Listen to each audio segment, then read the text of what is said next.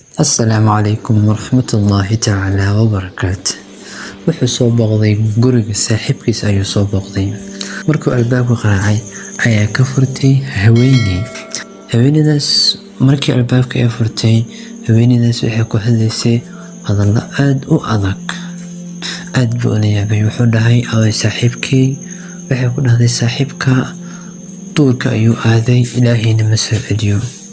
Runtii wuu la yaabay. Markuu la yaabay asagoo binaanka ku sugaya saaxiibkiis ayuu arkay saaxiibkiis oo soo socdo, libaaxna garab socdo.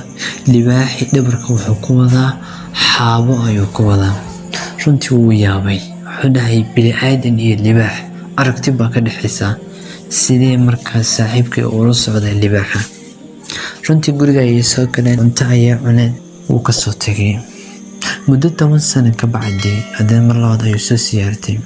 Asagoo duurka soo maray wuxuu arkay libaaxii saaxiibkiis la socon jiray oo xayawaanaha eber ka dhigaya. Runtii wuu ka soo dhuntay. Wuxuu imaaday guriga saaxiibkiis. Markuu imaaday albaabka ayuu qaraacay. Markuu qaraacay ayaa laga furay. Waxaa ka furtay haweeney saalixad, haweeney hadal quruxsan ku hadlayso. Waxay ku dhahday walaalo yaa tahay. Wuxuu ku dhahay waxaan ahay ninkaadii saaxiibkiis. Runtii aad bay u faraxday. Way soo dhaweysay, gacmo furan ayay ku soo dhaweysay. Waxay dhahday walaalo wuu maqan yahay, xaabo ayuu soo guranayaa, sharaabkan isku sii qabooji, intuu kaa imaanaya. Runtii wuu yaabay. Asagoo yaaban waxaa soo galay saaxiibkiis ayaa soo galay oo xaabo dhabarka ku sito. Markuu soo galay wuu yaabay. Marka hore wuxuu arkayay xaabada libaax oo dhabarka ku wado. Guriga ayaa soo galeen, sharaab iyo cuntooyin bay cuneen, way sheekaysteen. Su'aal ayuu weydiiyey. Wuxuu ku dhahay waxaan arkay haweeneydaadii hore markii guriga aan imaaday, haweeney aad u kulul bay ahayd, balse hadda haweeneyda aan qabto haweeney saalixad waay.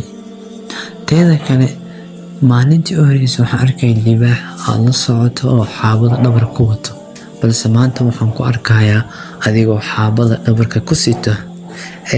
Saaxiib maxaa jira? waxay fahansay.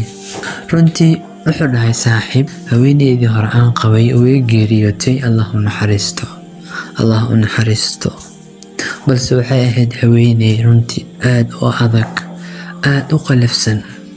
Anigana waan ku sabri jiray.